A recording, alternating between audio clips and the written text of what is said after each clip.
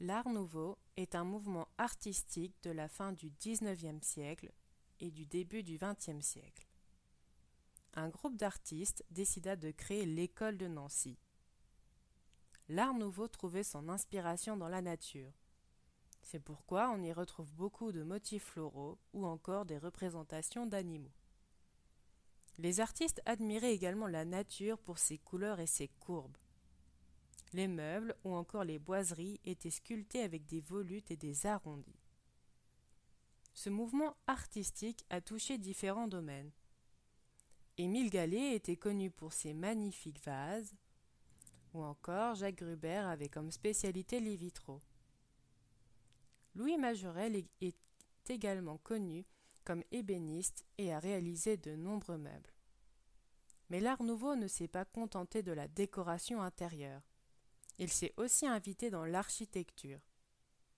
La Villa Majorelle est l'une des maisons de maître les plus connues de Nancy, ainsi que l'ancienne propriété d'Eugène Corbin, qui accueille actuellement le musée de l'École de Nancy. En vous promenant dans le centre-ville, vous pourrez remarquer que plusieurs bâtiments datant de cette époque se fondent dans le décor. Rue Saint-Jean, vous pouvez apercevoir l'ancien magasin Génin-Louis.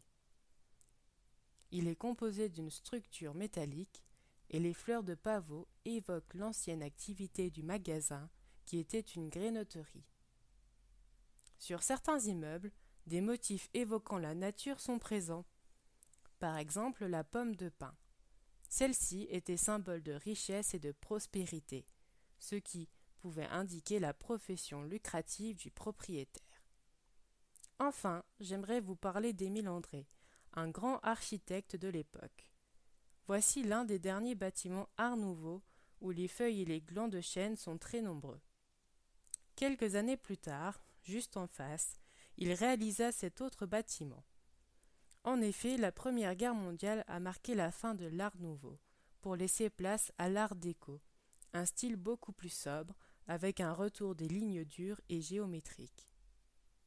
Lorsque vous marchiez dans Nancy, n'hésitez pas à lever les yeux et à vous arrêter pour admirer la beauté de l'architecture. Bonne balade!